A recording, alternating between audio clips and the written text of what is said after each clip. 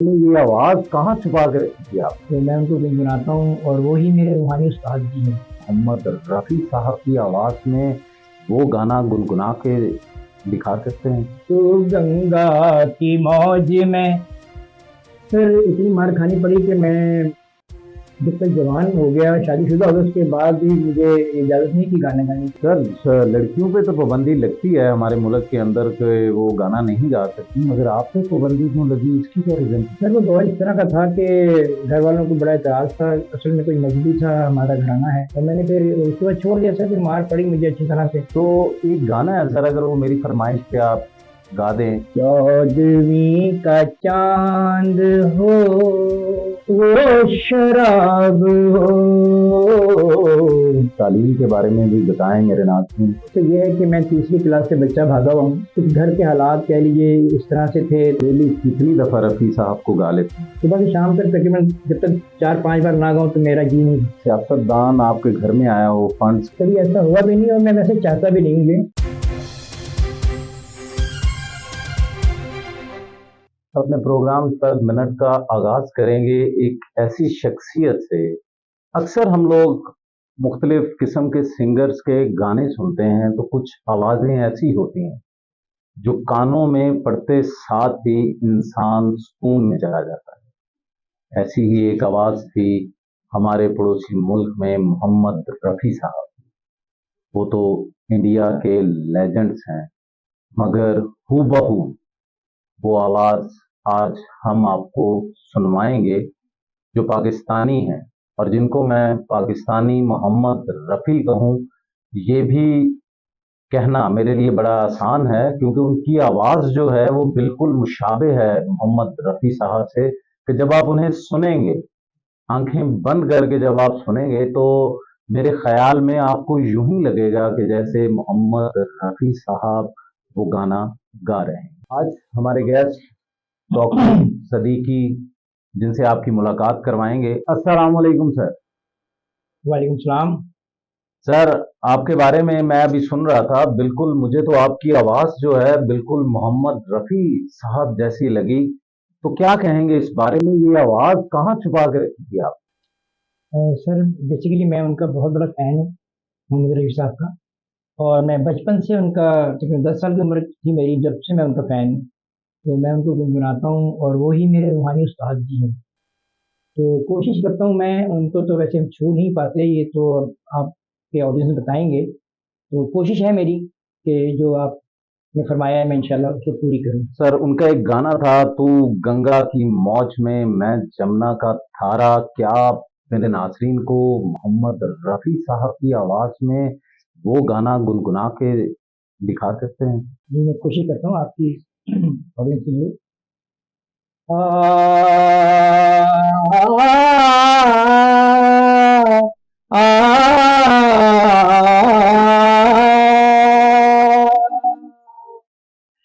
अकेली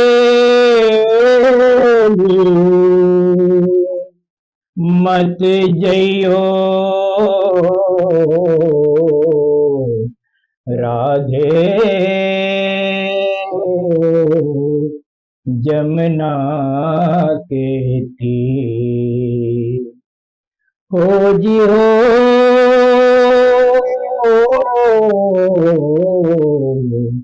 तू गंगा की मौज में जमुना का धारा, तू गंगा की मौज में जमुना का धारा, हो रहेगा मिलन ये हमारा, हो हमारा तुम्हारा रहेगा मिलन ये हमारा तुम्हारा। अगर तू है सागर तो मंझधार मैं हूँ, मंझधार मैं हूँ। अगर तू है सागर तो मंझधार मैं हूँ, मंझधार मैं हूँ।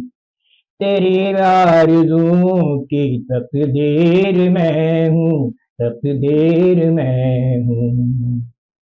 छुपोगे भंवर में तो छुपने न देंगे, तो छुपने न देंगे।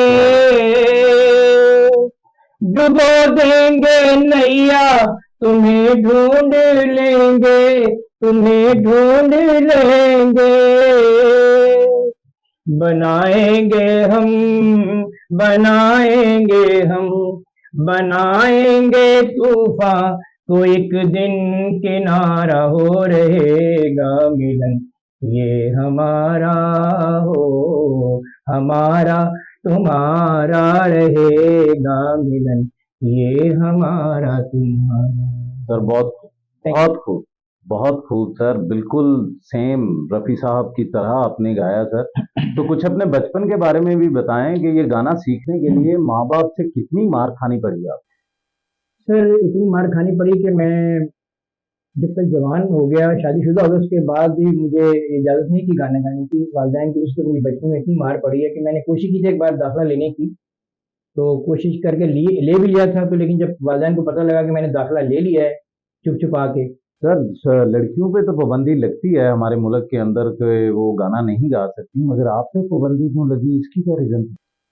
सर वो दौर इस तरह का था कि घर वालों को बड़ा एतराज़ था, असल में कोई मजहबी था, हमारा घराना है, तो इस बात से गाने वगैरह के लिए बहुत ज़्यादा हम पे पाबंदी थी। मैं लड़का होते हुए भी मतलब है कि मुझे ज़रूरत नहीं थी कि मैं उनकी बात को मतलब है कि इनकार करूँ, और मैंने फिर उसके बाद छोड़ दिया सर। फिर मार पड़ी मुझे अच्छी तरह से, तो मैंने छोड़ दिया। फिर अब ये है कि वही चीज़ सर बचपन में जो मेरे अंदर थी, तो कह लीजिए कि एक लावा पक रहा था, अब मैं आज़ाद हो गया हूँ, वालिदैन रहे नहीं हैं, तो मैं अब आज़ादी से थोड़ा-सा ये इस काम को कोशिश करूँ कि मैं कुछ आप लोगों को और आपके सामने इनको सर सुना तभी सकूँ। तभी करके आपकी आवाज़ के अंदर मोहम्मद रफ़ी साहब, मेहंदी हसन साहब, मुकेश साहब की वो साउंड नज़र आ रही है जो सुनने में सेम टू सेम वैसे ही लग रहा है।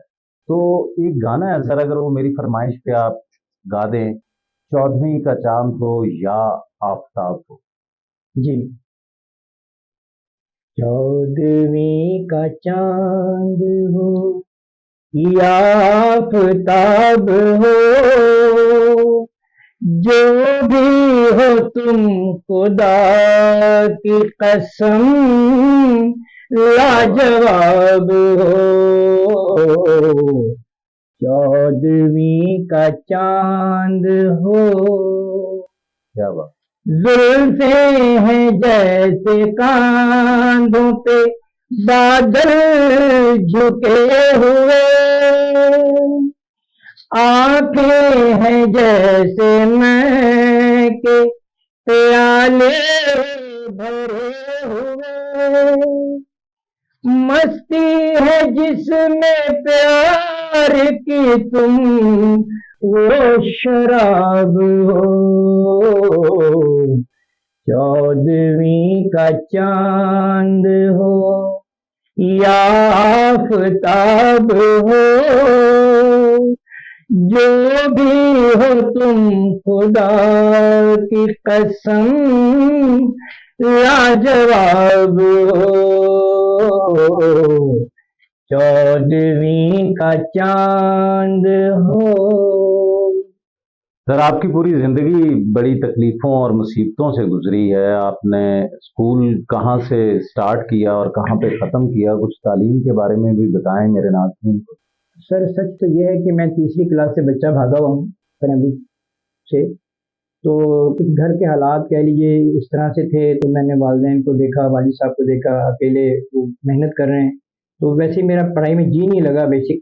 वो तो चाहते थे मैं पढ़ लूँ, फिर भी मेरे दूसरे भाई बहनों ने पढ़ा है, लेकिन मैं बागी सब था, पता नहीं मुझे सिर्फ़ गाने के लिए? जी गाने में तो मैं इतना ध्यान, इसकी वजह से मैं पढ़ नहीं पाया। हमने रफ़ी साहब को जब से मैंने सुना अपने होश में 10 साल की उम्र से, तो मैं इनका दीवाना सा हो गया हूँ, जैसे नशा सा हो गया मुझे इनका, तो मैं इसलिए इस तरफ चल पड़ा।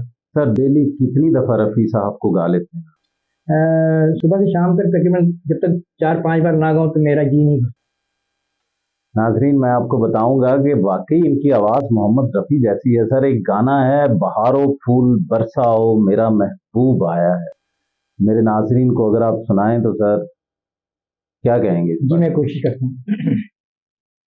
बहारो फूल बरसाओ मेरा महबूब आया है, मेरा महबूब आया है, हवाओं राज निगाहों मेरा महबूब आया है, मेरा महबूब आया है, बहारों फूल बरसाओ। सर यहाँ पे क्वेश्चन करूंगा आपसे, कोई किसी ना किसी शख्स का जब भी कोई तालीम हासिल करता है, कोई ना कोई उसका उस्ताद होता है, आपका उस्ताद कौन?